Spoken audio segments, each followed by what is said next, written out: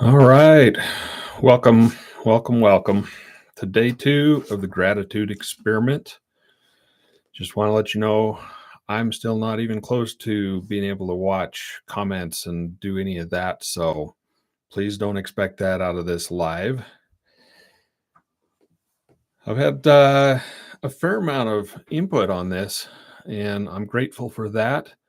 There are things that I knew potentially would happen, but I didn't really have them in mind when I started. Anyway, I figured I'd start with a few of the things that I was grateful for.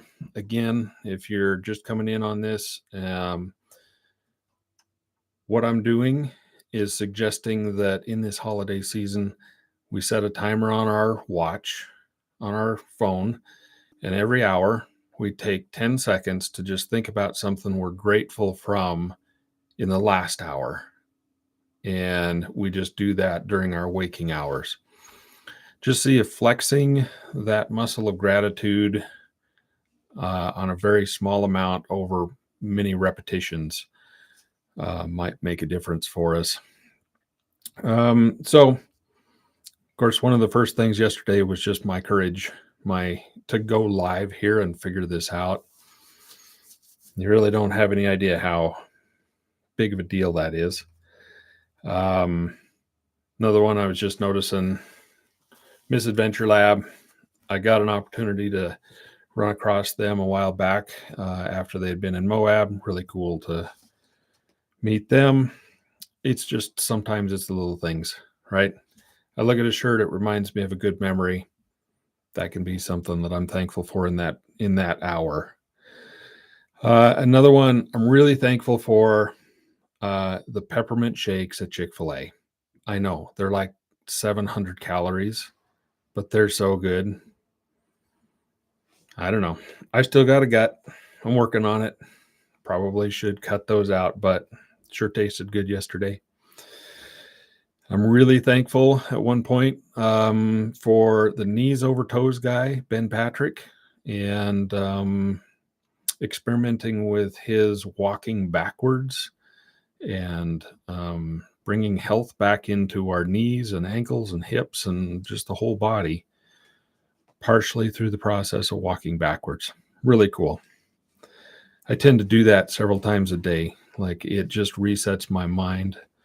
There's a book called Spark by John Rady that I read years ago that talks about how walking backwards engages the mind into the present moment, because it's hard to be thinking about the past or the future when you're in the present. And since walking backwards is one of those things, it just gets your mind right here. I'm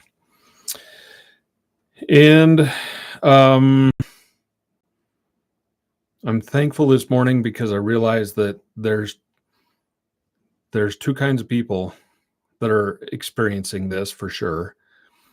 One is what I call the boomerang effect, which I know really, really well. I spent years and years and years in this, and I'll explain it. The other is someone who has someone who's in the boomerang effect in their life, and how frustrating that is. And I'm thankful this morning. Sorry, I'm looking at my notes. I'm thankful that I'm reminded of Viktor Frankl and his book, Man's Search for Meaning. And I was literally on the edge of just being done on this world. And I read his book, and he talks about that moment where he realized maybe everything he's going through could be shared in the future and make a difference. And the moment that I thought, you know what, maybe what I'm going through will lead to that. And at some point in the future, like 10, 12, 15 years later, whatever, I actually can make a difference in the world because I understand and survived and thrived after so much suffering, be it put on me or self-made. Okay, let's get to the boomerang effect. And then I'm going to talk about if you have someone in your life that's a boomerang effect. Okay, so the boomerang effect is you take one thing that you think of in your gratitude for, and then boom, just like that, you have 10 other things that follow that that justify what needs to change in your life, like the very things that are dragging you down and feeling really heavy on you.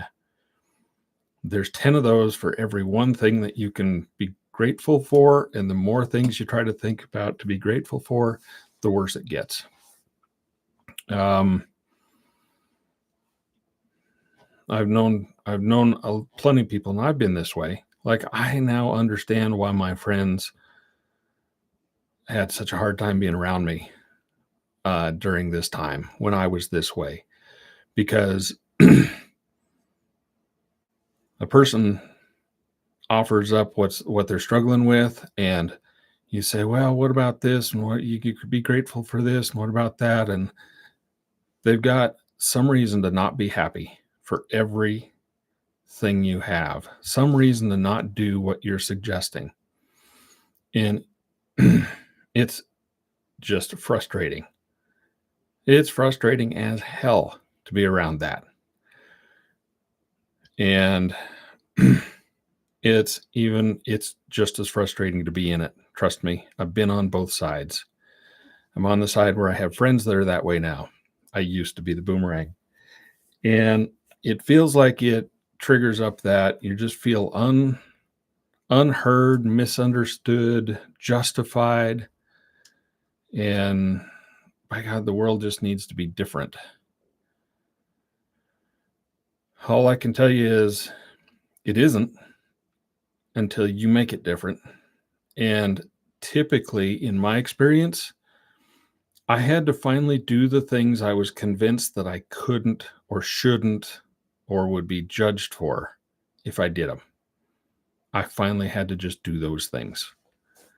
And then I realized, oh, the consequences weren't as bad, or maybe they were as bad.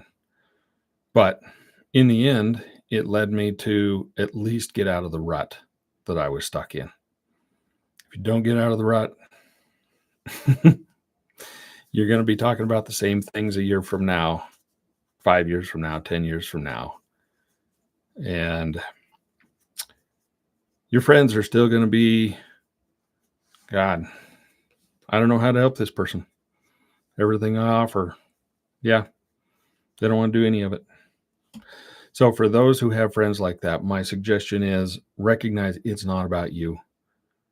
Please don't take it personal, and you don't have to cut them out of your life. And that it's okay if you're feeling like you're feeling guilty, or things just don't feel right, or you'll be judged if you don't spend as much time around that person for your own sake. Like, take care of yourself. And in my experience, when I was in the boomerang, I feel like to some degree, when I had a listening ear, and the more people, like, you almost get some kind of benefit from that keeps you stuck in it. And when the bulk of your friends don't call, they don't spend any time, they don't really want to talk to you anymore, that's when you go, all right, I either got to do something different. One thing I'll offer is to say, I began asking myself, who would I be if I wasn't in this situation? And I'd let myself experience the feeling of it. How different would I stand? How different would I interact with the world? How would I be around my friends? And then ask myself, could I just go ahead and do that? And to some degree, that did work for me. So, anyway, to either side, here's a couple other thoughts for you. Notice it, and then perhaps notice it without bringing any meaning to it. Okay. And then ask yourself,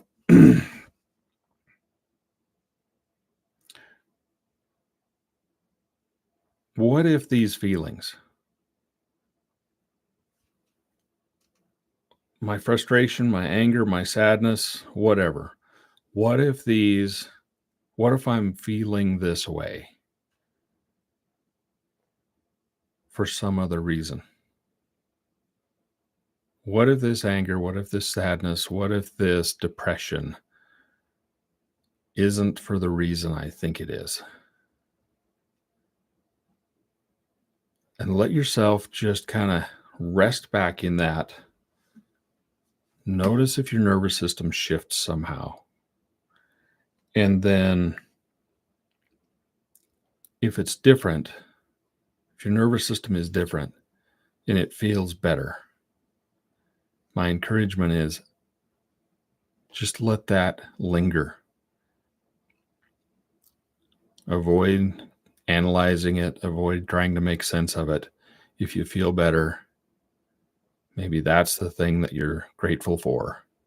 You simply just feel a little better in that moment. In my world, analyzing only got me back into the boomerang effect, but that's just me. I suspect there's plenty of people out there who can relate. There we go. Thanks for joining me. I'm going to continue to do every hour, 10 seconds, something I'm grateful for in that last hour. Going to continue to do that.